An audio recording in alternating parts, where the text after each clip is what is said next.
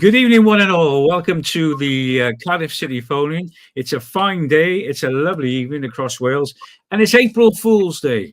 So, on the panel today, we decided we'd get in Mr. Gary Lee. Evening, Gary. How's it going, Wade? Thanks for inviting me on. Cheers. Yeah. Let me just dip down a bit. Sorry. Mark, good evening, Mark. Nice to have you back on again. Hiya, how you doing? Mark Blackmore's back on. Mr. Steve Thomas as well. Good evening, Steve. Good evening, everyone. Did anyone get caught out on April Fool's Day? We haven't seen any pranks today, or maybe we all survived? I think it's the 31st today, isn't it? Yeah, it's tomorrow.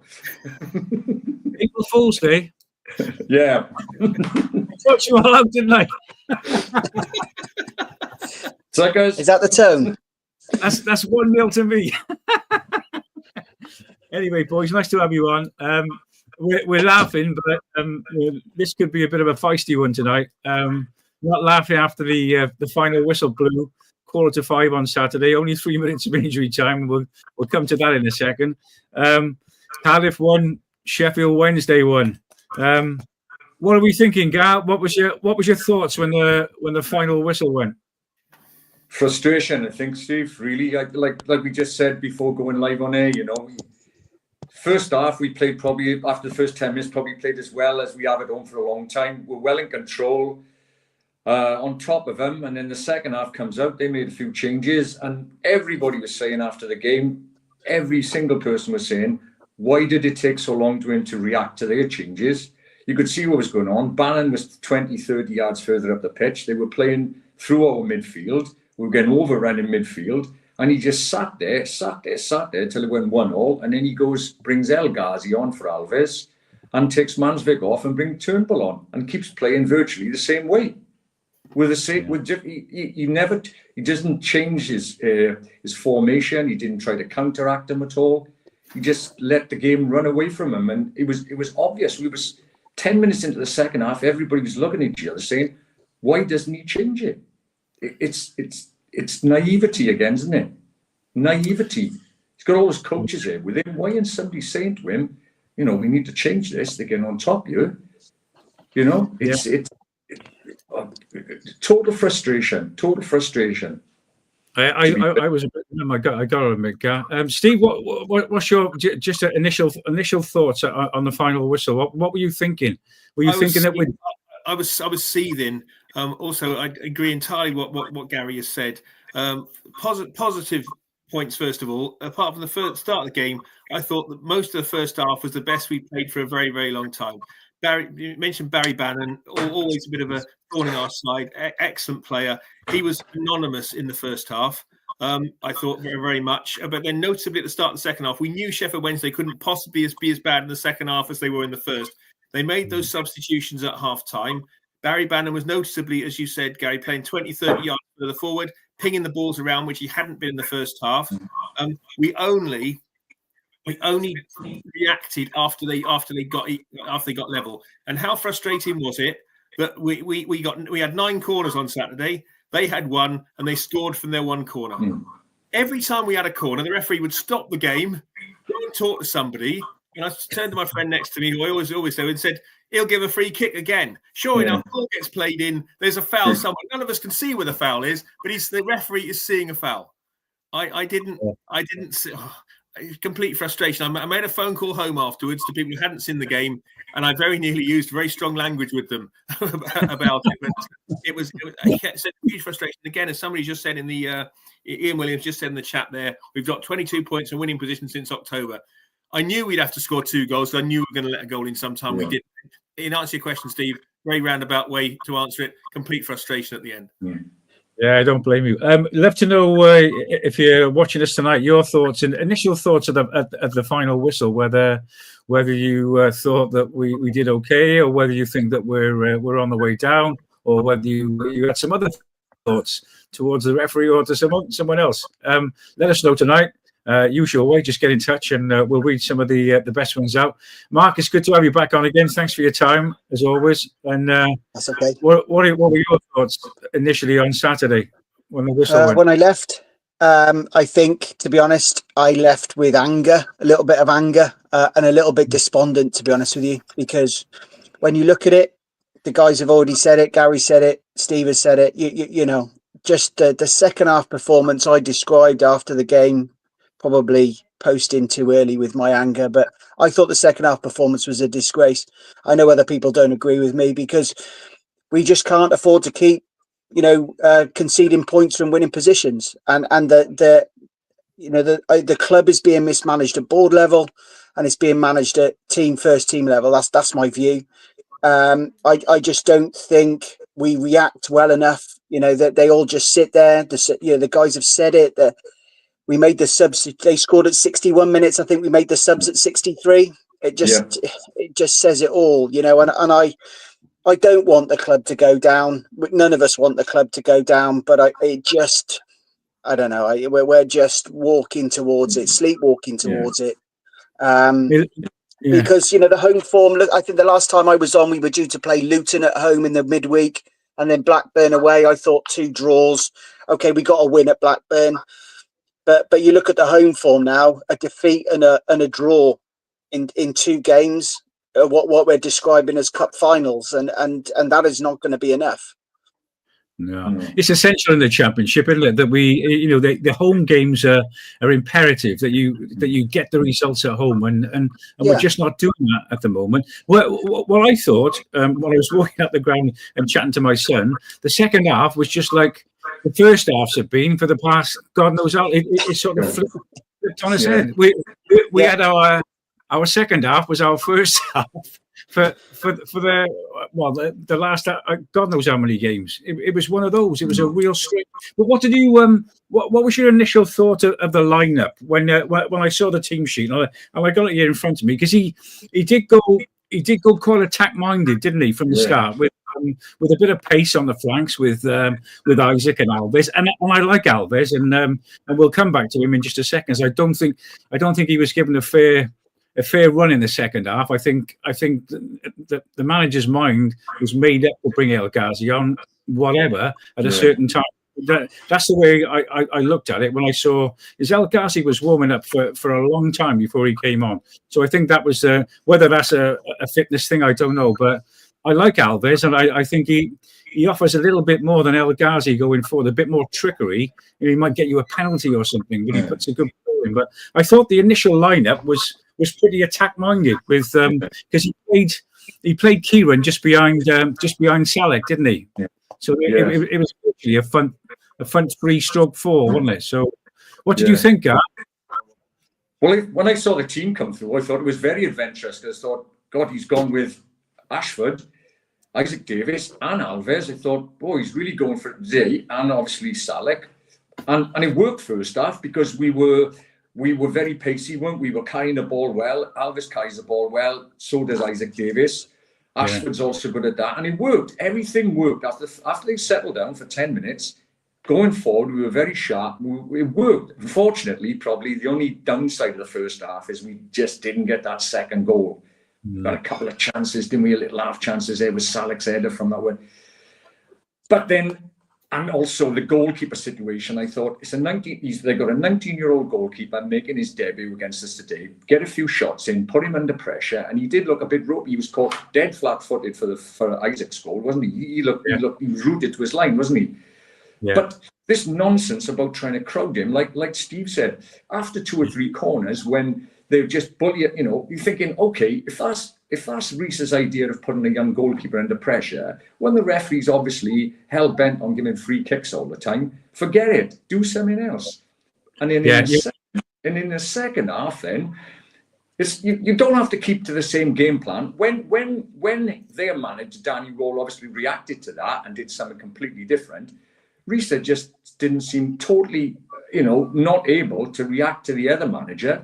What he should have done, if he's going to bring Alves off anyway, don't replace him with El Ghazi, because that's going worse for, El Ghazi for me. I've seen enough now. I saw enough at Christmas time, quite frankly.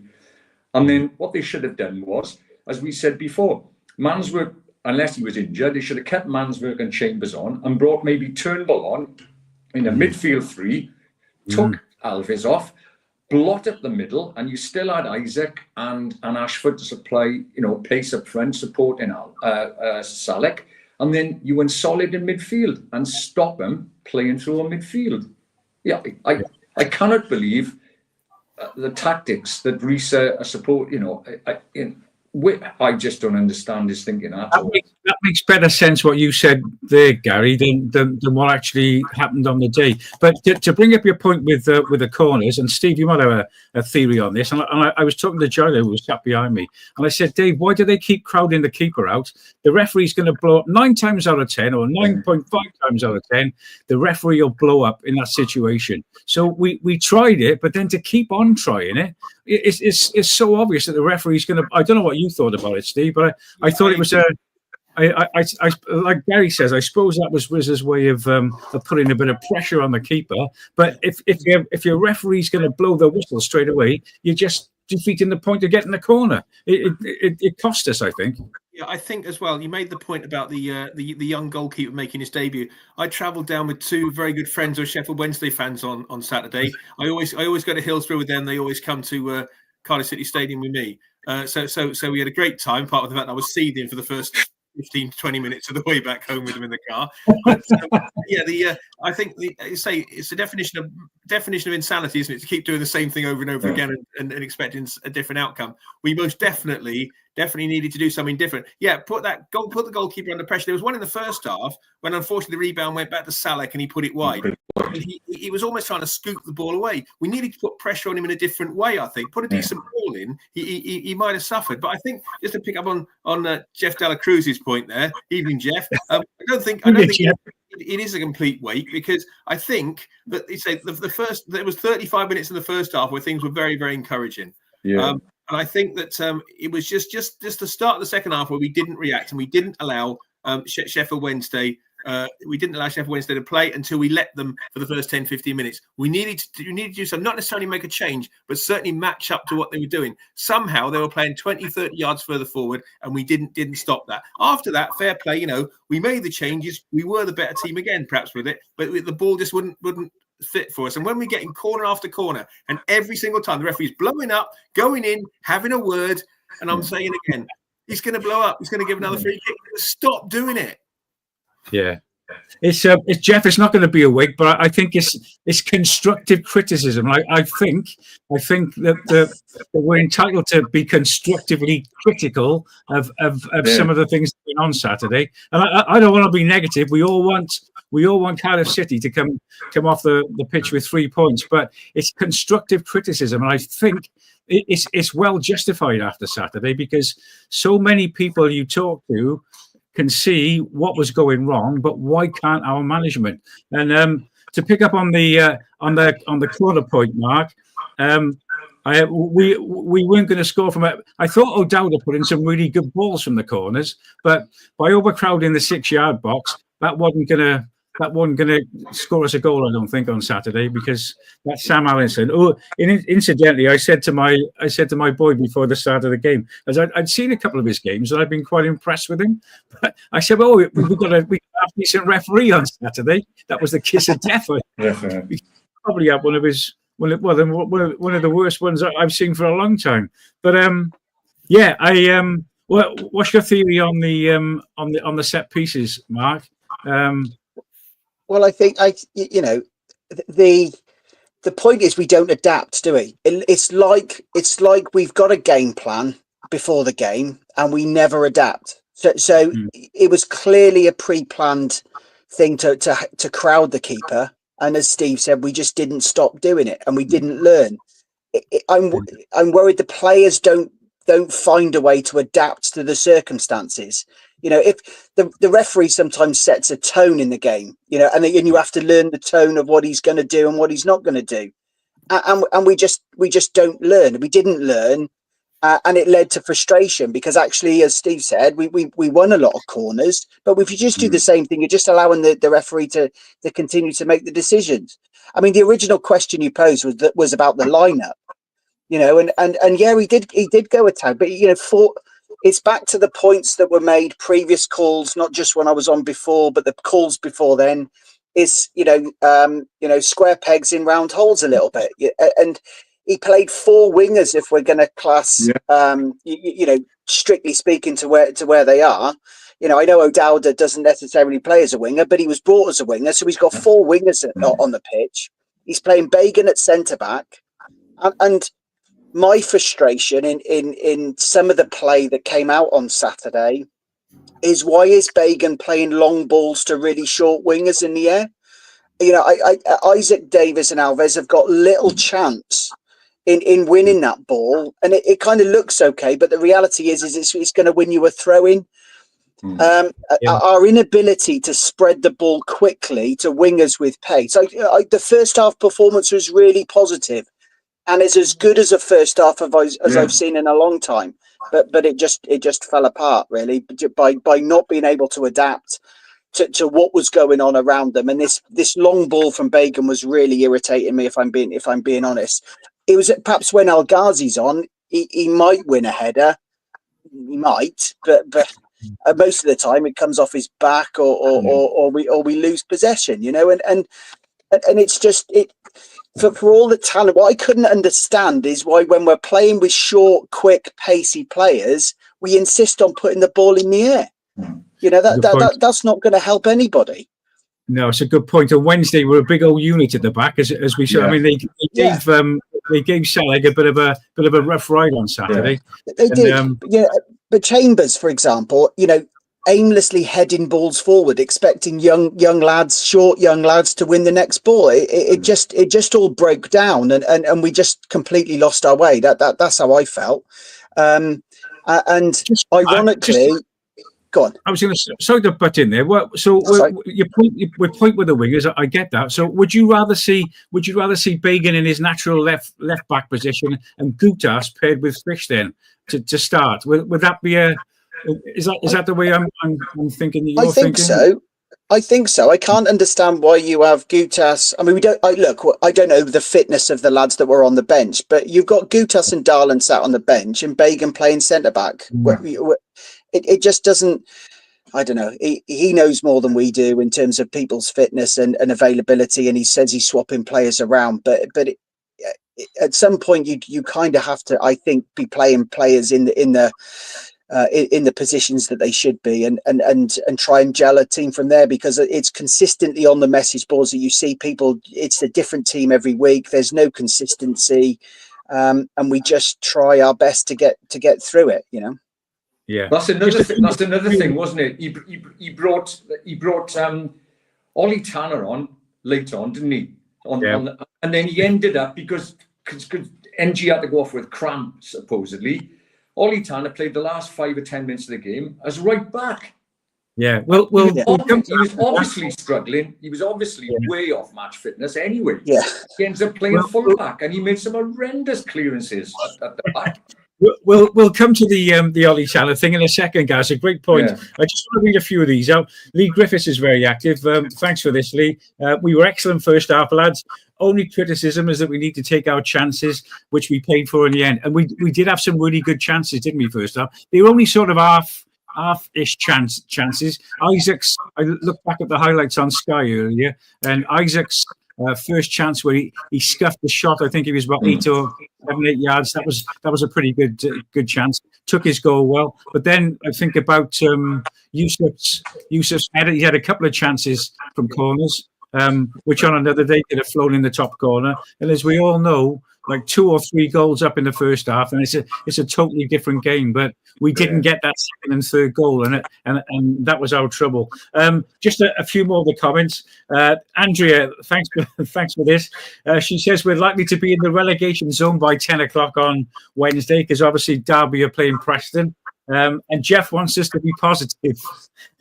Jeff, we're doing our best to be positive, but yeah, it's a really good point that Andrea makes there. We could theoretically be in that relegation bottom 3 come that time on Wednesday evening with the Derby Preston game. And then looking at that psychologically, does that make our task even more difficult, being in that bottom 3 and not being in the bottom 3? One point, it would be out of our hands. It's not, because it's often a team that gets dragged back into it. Hull are on a very bad run.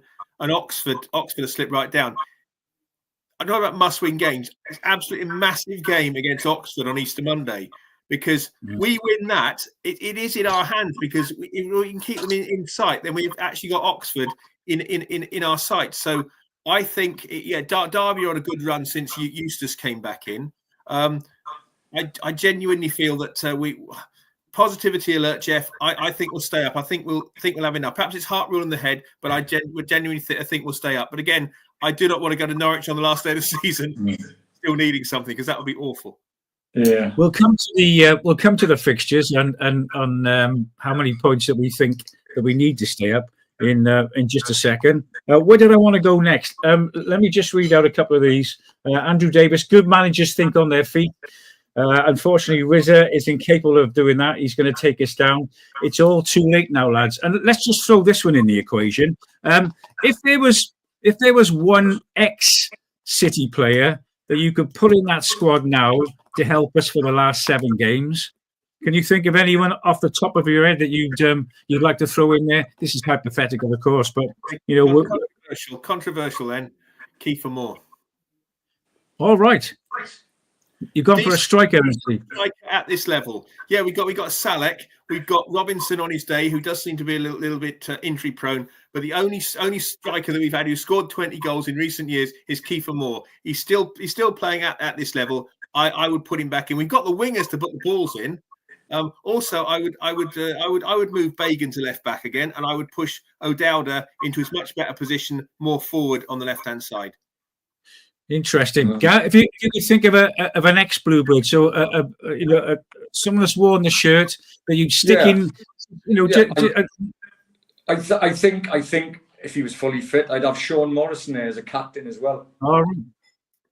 Long throws as well. We need somebody at the back, because them drifting like they did on Saturday, not harking back to sort of old passwords, but if you had people like Sol Bamba and Morrison, if they could see all that going on, they'd have been, there's no leaders on the pitch. There's nobody turning on and saying, come on, what's going on here? They'd been having a word, not that they've had a word with Warnock, obviously, because, but I mean, to get sorted out, there's nobody on the pitch leading this team. They just drifted, like they just let it go. He had to go in his press after, didn't he? He said about the mentality of the players, I think, doesn't he? Well, was he referring to exactly? Which players does he believe have not got the mentality? And that comes from the top anyway. That was it's his tactics. If the players can see it going wrong, and then there's nothing happening on the touchline, that's why we need someone. I think Sean Morrison would, or somebody like that, because we are, like Steve said, we are susceptible to giving away a goal, aren't we? We got to score 2 to win any game. So I think we need a captain, a leader, and a strong character on the pitch, and that he would do for me. I think, because our defense is a bit woeful, isn't it? Yeah, there's a few names coming in from the guys tonight. Mike is suggesting Mike England, so he obviously wants to put a centre half in there. Yeah. Andrew Davis, Phil Stant wants to put Stanty in up front, and Lee Griffiths, I'd have Leggy in to stop O'Dowda taking the pointless throw-ins. Just one player, Mark, that if you could throw into the City squad for the last 7 games would perk us up a little bit. We've had some great suggestions there. That's a great point from Steve, I think it was. Was it Steve who suggested Sol Bamba, or was it Gary?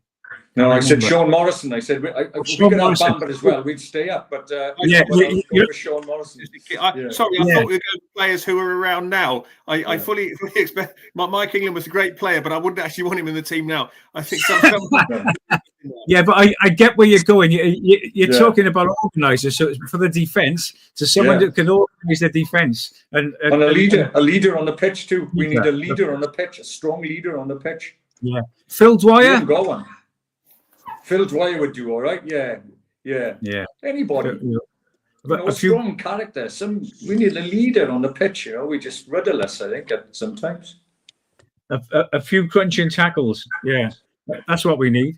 I'm just looking at and that situation with the Derby game. And Derby are on a bit of a run, and they're playing Preston, who I presume were at sort of thoughts about getting to the FA Cup semi-final, but unfortunately Villa bumped them out. So I was half praying that Preston beat Villa yesterday, so it would have been in the back of their minds. We don't want to get injured here for the semi-final. But that, unfortunately, that's not going to help us.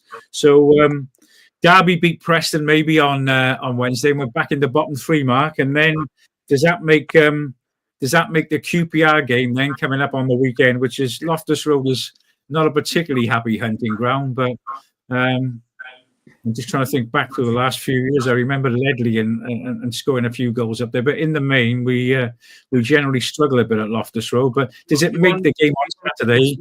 Seasons when Isaac and Cole scored, and we won. Yeah. The free we won there last year as well. Did we? Guta scored, didn't he, with a header? Did we win 1-0 there last year? Did we? I can't remember. I actually can't remember. I should have checked under that. Bullet. I think so. I think we did. I think All we right. did. I'll take that back then. But does it mean that if Derby win on Wednesday, do we have to get the 3 points? Is it going to force the manager's hand to play in a super attacking team and really going for it on Saturday? What do you think, Steve? If you can predict what team he's going to pick against QPR, you're a better man than me. I would say they lost on Saturday, QPR, didn't they? So that I think I know we don't come to it at the end of the game, so you kind of threw me with this question. I think we've got to bounce back from Saturday, learn from the mistakes, and go there and get 3 points. Mark, do you think we've got to win on Saturday, especially if we're in the bottom three come the start of the game? Yeah, totally. I think I did a quick look at who's got what points, and QPR have had 1 point from the last 15. I did a quick look at the last 5 matches of everybody. Just happened to pick up, obviously, on the fact that we were playing them. They've had four defeats. Ironically, their home draw was against Leeds. And that's the Championship all over for you, isn't it? But yeah, absolutely. I mean, they're all must wins now. Because we've got, we probably got to get the conversation somewhere to how many points do we need, but I still believe it's 50, and we've got to pick up a result somewhere that perhaps is a little unexpected. I really don't think we get anything at Sheffield United, so there's never a better chance than playing QPR, who are in a dreadful run, but we have a history of ending other people's dreadful runs, don't we? QPR, Gav, they started off. I'm thinking back to the game at home early on in the season. They were. I always look at that game, and from that point onwards, we seem to have gone backwards a little bit. It's only 1-0 down here. Was it 1-0? 1-0. I can't remember. Yeah, 1-0. I think it was. Yeah, they hadn't won away. That started them. Well, they hadn't won away. Yeah. I think, I mean, when we're on about massive games, we keep saying Luton was a massive game, and we managed to blow that. I mean, we got Stoke at home and Oxford home, and I really think if we don't win both those games, it's good night Vienna, to be honest. I think because I think we're probably going to need 9 or 10 points to stay up, and that means winning 3 and drawing 1 from 7 games. I agree with Mark. We got no chance of winning, no chance of doing anything at Sheffield United at all. And unfortunately as well, when you look at that debacle up at Leeds when we concede 7, you have a look at the teams all down that we're competing with now. Our goal difference is the worst because we got done for 7 in that game. And that can be worth a point. We all know that, don't we? Yeah. So that could be a massive thing, as and if we get done over at Sheffield United by another few, it's not. So I think games are running out now, and and yet, our friends down the M4 went up to Ellen Road on Saturday, and I watched their highlights back earlier as well. They did okay up there, and they came away from it with a, and we got done by 7. It's our league. When you talk about Portsmouth beat Leeds 1-0, and then followed that up with a home defeat to Plymouth. Yeah. So it's an absolutely bizarre league. Looking at the table now, we got 40 points. So I personally feel that we need 50. I think we're going to need a good 50. to be honest. Absolutely. And it's for me, it's because the point Gary makes about the goal difference. 49 means you've got to get to 50, or 47 means we've got to be a positive point better than everybody else, and that's why I think 50 is really important, because those two teams below us have got 38 points. Obviously we don't know what Derby do on Wednesday. If we get to 50, it means they've got to get 12 points. And that's 4 wins in their last sort of 6 or 7 games, whatever's left, at the end. And I think, or 4 wins from 7. I don't think any of them are capable of that. So then we've got to work out, like Gary said, two big wins we need, and then some draws. Because when other than the Leeds game, we haven't been stuffed. We're not getting hammered anywhere. But it's got to be 50 for me. Yeah. Interesting to know what you think. How many points we're going to need to stay up? Pop them down in the comments, and we can read some of them out. So I just quickly whiz through our games. So QPR Saturday, then Preston away, which I think is the Tuesday. Is that right, Steve? On Tuesday night. Then Stoke home, Sheffield United away, which is the Good Friday game on Sky, late kickoff. Then it's Oxford home, West Brom home, and we finish off needing 3 points. Canaries, Carrow Road away. And we've got to win that game. But are we going to win it? If we need to win it. Come on, Steve. Right, I have seen us win twice at Norwich over the years. Not many times. It's not a very happy hunting ground for us. I think, looking at the points people are putting in the in the comments, I think we might get away with less than 50 points, because the teams around us have got some tough games coming up as well. I think that the massive game is Oxford, but then, as you said, that we have got seven cup finals left now. I hope Jeff's right and Norwich will be on the beach and they put their youth team out, but I hope they don't need to, because I hope we're 4 points clear by then. But then we're going to have to get several more points to be 4 points clear. So I suspect it may go to the last game. Right, last game. Hopefully not. The last time I went up to Carrow Road, we got absolutely murdered up there. But interesting. I just want to pick up on. We'll come back to the fixtures again. I just wanted to touch on one of Omar's comments about the post-match, about the game on Saturday, and this is what he said: second half, we allowed them too much time on the ball. But why then did we allow them too much time on the ball? That's what I mean, he can see that. So that they were one of his comments after the game. But why then, if you saw that, didn't you do something about it? Didn't we put an extra man in midfield? Why didn't we stick that extra man in midfield to counteract that time they were getting on the ball? Because it was like knife through a butter with Bannon second half, wasn't it? He shoved for 15 yards up the pitch and was controlling the game again.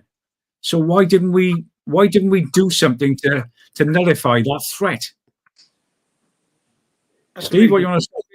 Really good question.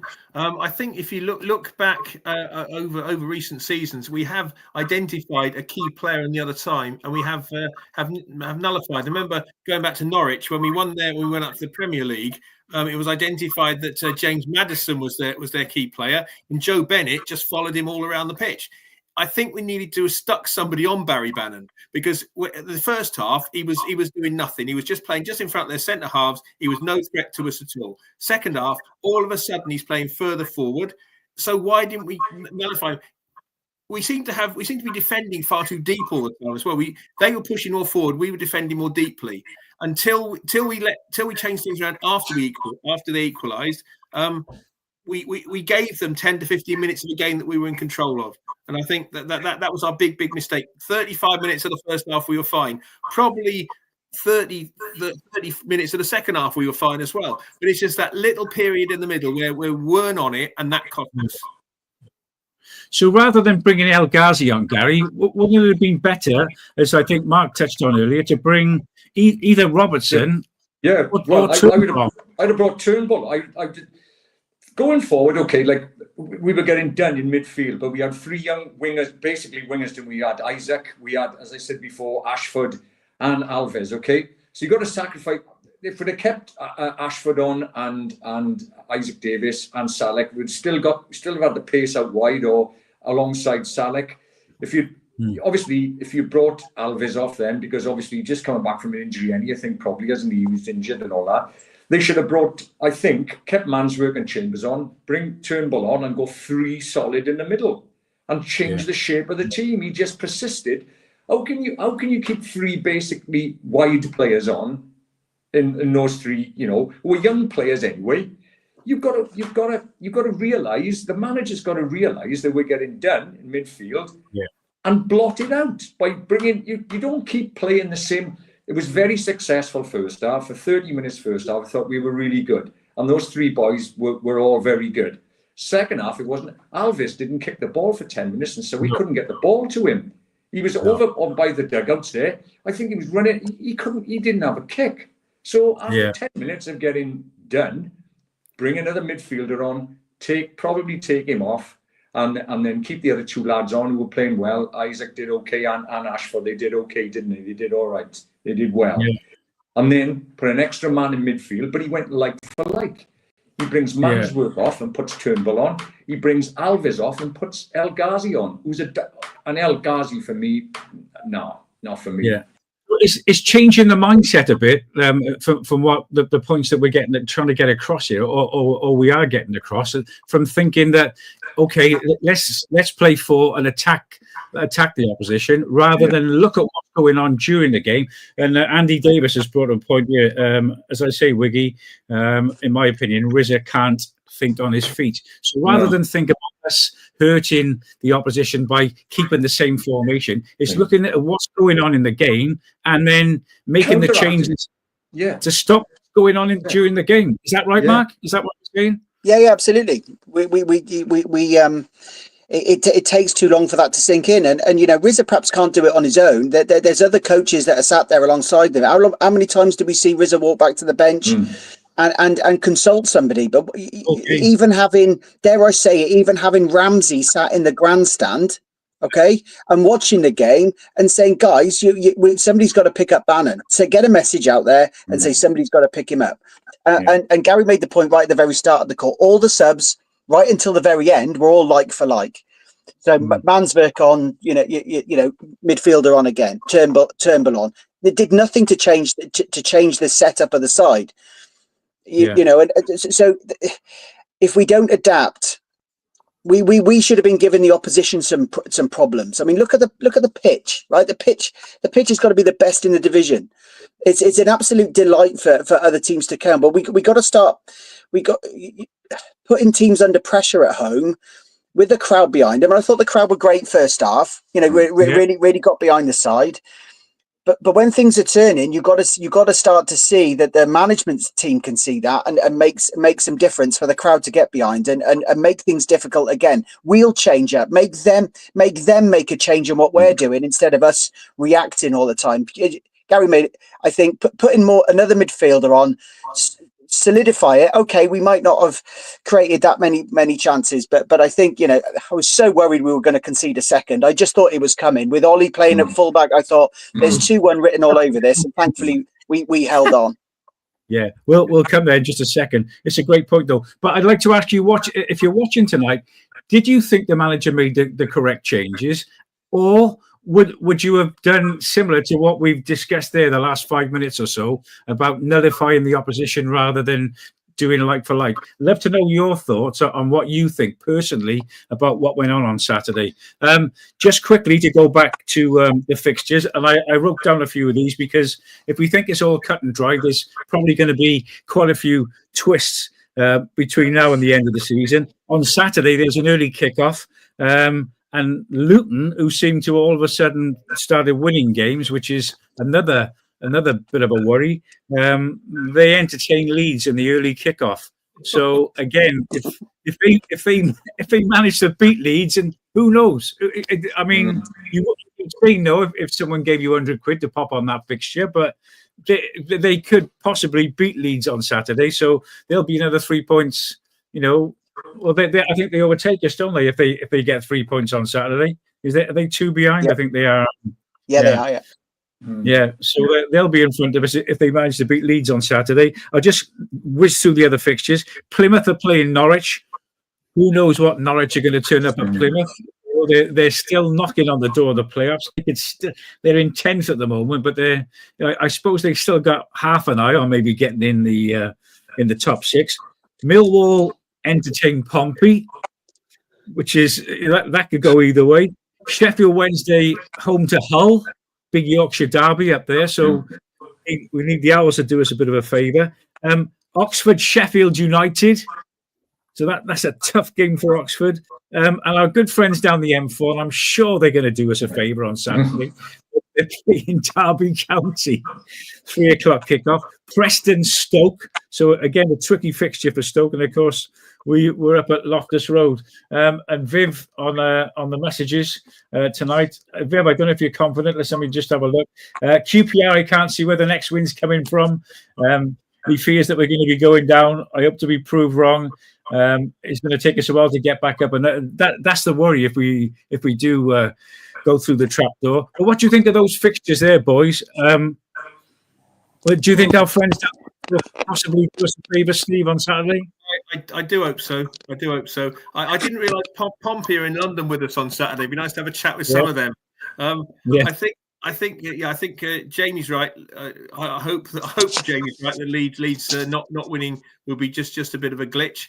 But I think I just want to come back and say that there are going to be a whole load of twists between now and the end of the season in the final 7 games. I think it's not cut and dried that Derby will beat Preston. He says with his fingers crossed. But if we can get, I think 46 to 48 points might be enough. If we can overhaul some of the Oxford's not just to this Saturday where Oxford playing Sheffield United. They've got some very difficult fixtures to come still. I can see Oxford more so than Stoke. I can see Oxford getting dragged into it.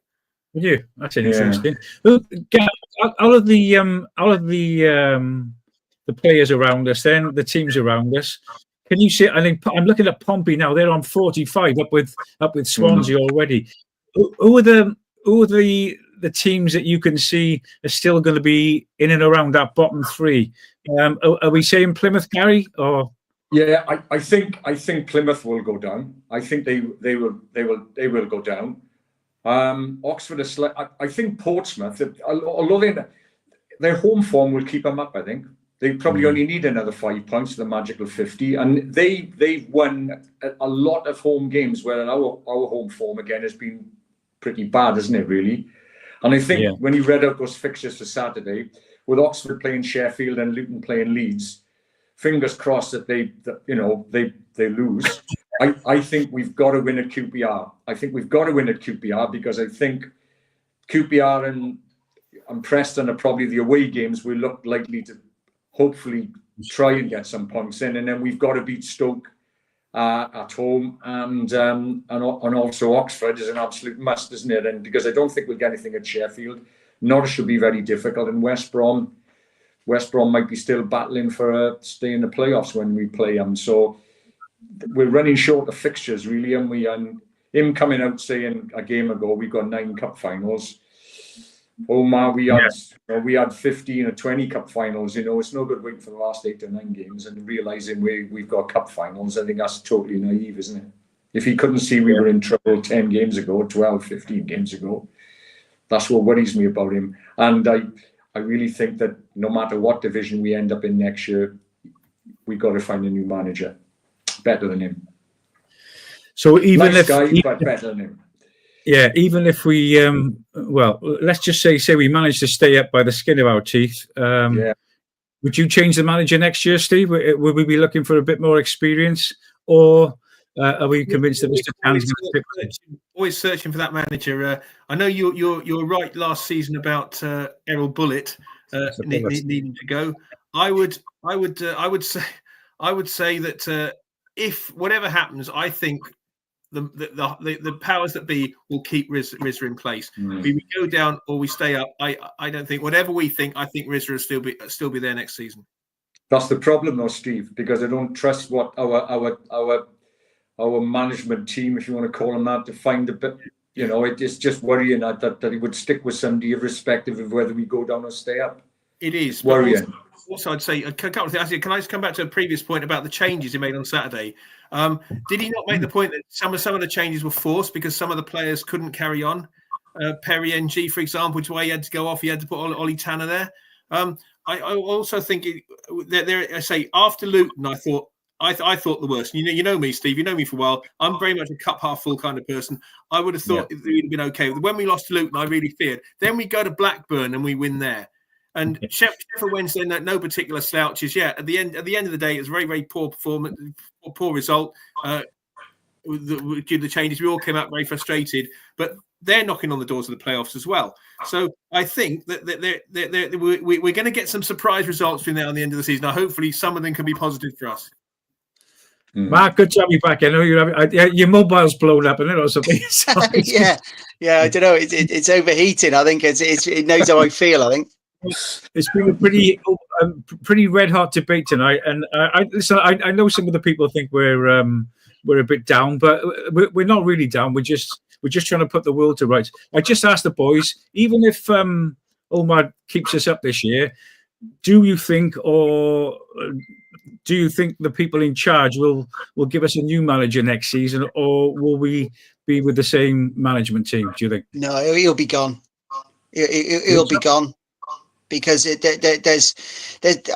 don't think he will have done enough to warrant keeping it. I think if there'd been a bit of a resurgence towards the end of the season, so be it. But I think he's there purely now to try and keep us up, and that he'll be gone, and we'll just begin the cycle again. We just got to work out who we're playing. Are we in League One, or are we still in the Championship? I think it's a trick not keeping Lamucci. We missed a trick, Steve. Did you say? Yeah, we missed not keeping Lamucci when he came in. Yeah, he would have kept him. Somebody with some pedigree did a decent job at Forest. We had him with the great Sol Bamba as well, of course. I think we could look forward then, but apparently his demands were was it financial? Much. Yeah, I think. Yeah, I thought he did okay, and it was a pity that he didn't have a little bit more time. And then it seems that since we made that change, then we sort of gone on a bit of a downward spiral, Gary, didn't it? You got us, Gar? Yeah. I said since Lamucci was removed, then we seem to have gone backwards on the management front, making wrong choices. That was I was a little quite impressed with him, to be honest. I thought he did okay with Sol, but I don't know what you thought, Gary. Yeah, he got us. We were in deep trouble there. I think that was the year that Reading had 6 points deducted, wasn't it? So we're pretty close to the wire there.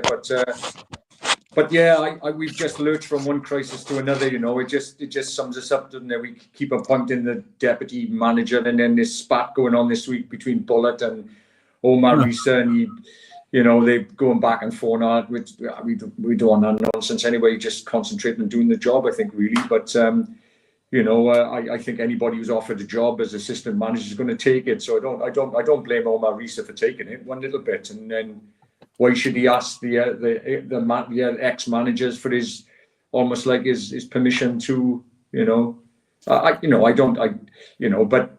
just don't think. I think he showed himself to be tactically naive and I just. But then again, if we get rid of him, God knows who we'll end up with. So there was an opportunity. There was an opportunity about 10, 12, 15 games ago, wasn't there? When there was quite an illustrious bunch of managers knocking round, we could have at least offered the job to, and it never happened. So, So are we? Yeah, you're right there, Gary. Are we all pretty convinced then that we've got Omar now, Mark, until the end of the season? That there's going to be. No, I'm not at all convinced he'll stay. Tan is so unpredictable. I still believe he's got one more panic in him. And because when we talk about financials in offering another manager the job, the financials will be horrific if we go down. Yeah, Jeff's staying to stick with Omar regardless, and I know you like Omar, Jeff, but it's an interesting one. I thought about it today. There's only 7 games, which is 21 points. So just for argument's sake, and I hope this doesn't happen, but just for argument's sake, we go up to QPR and say we get done 3-0. Would Mr. Tan, as Mark says there, Steve, do you think he's capable of pressing that button, or would he press that button with 6 games to go? I don't think he will. I think whatever happens, we've got Omer in for the rest of this season now. I think I was surprised he didn't pull the plug after the Luton game. I was fully expecting the following day to see that he'd been sacked, to be honest, Steve, because that was terrible at home against Luton. And we were all saying the day after, I wouldn't be surprised today if there's not an announcement that they've got rid of him. His press conference after the Luton game, he looked like a broken man, I thought. Yeah. I was surprised, but then they bounced back and they won at Blackburn. It's the way being a Cardiff City fan is, isn't it? It's this roller coaster. At the moment, we're at the bottom. So, do you know what? Though, in my opinion, at Blackburn, it looked like, I don't think it was a tactical master plan. Again, I think we just got a bit lucky on the day, didn't we? He brings Matey on, who scores a very good header, and you thought, well, that's been 2 years coming. You know what I mean? It was just one of those, wasn't it? We just finished, and you're thinking, blimey, where did that come from? You know, we win 2-1. I was overjoyed that we did win 2-1 because I didn't think we'd get anything up there, but I think the wind was blowing in our direction that day, Gary. So it was just one of those. So even the penalty decision went in our favour, didn't it? Yeah, as well. I mean, how often does a referee change his mind? So we had the gods were on our side that day, and let's just say maybe the refereeing decisions went against us a little bit on Saturday. So it was the Blackburn player that had handled it. So thank goodness he spotted that. You know. Normally, Steve, that never happens in a game. The refs made a decision. We got no VAR. There was obviously someone in his ear saying, "Hang on a second, you know, I saw something." It was the lino that obviously rolled everything. Yeah. So we got QPR Saturday and Preston away on Tuesday. And I think the rumour, what we said amongst us about 10 minutes ago, was those were the 2 games that we maybe should be highlighting away to maybe get victories or points from. So just whizzing round, Mark, what do you reckon? QPR and Preston, score predictions, and how many points are we likely to pick up, do you reckon? I think we'll draw at QPR, but I think we'll get beaten up at Preston, and we'll have 1 point out of our next 2. Yeah. And I fear that means we'll be in the bottom 3 by the time we next play at home. 1 point out of 6. That's pretty glum. Pretty glum. Gary, what's your thoughts? Any hope for us up at Loftus Road, Dale? Again, they're not Gary. Just some enthusiasm.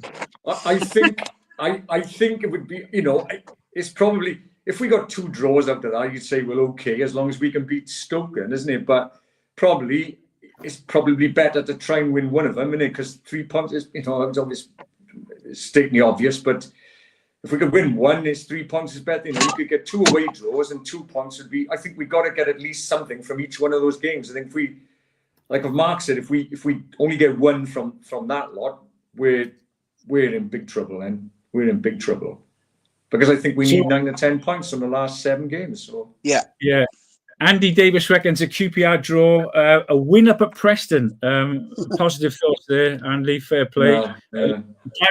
Gary's Michael saying, "Can you turn your lights back on, Gary?" I will. I'll tell him I'll try. It's fine. Steve, that's it. Look how handsome he is there, Mike. I tell you. I'm going to go off my the lights fence. as gloomy as my optimism. Sorry.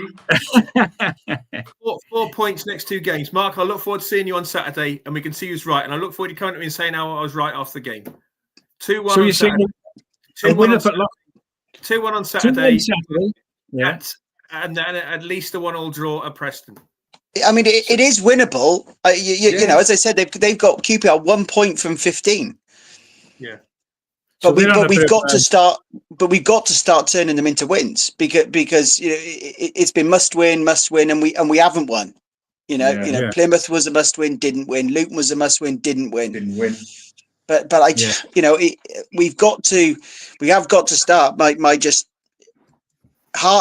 heart says I want us to win. I want 6 points. My heart does. But the reality is I don't see anything happening on the field that would suggest that that's going to happen, that we're going to turn this around from what we're generally getting consistently. Well, we played 40 points, 39 games. I think we'll end up with 47, and I don't think it'll be enough.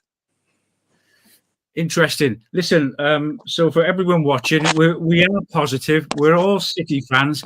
We all want us to win, and we don't. None of us here really want us to go down. No. Honestly, Jeff, but it's just a bit of constructive criticism, and I think quite justified after what we saw in the second half on Saturday.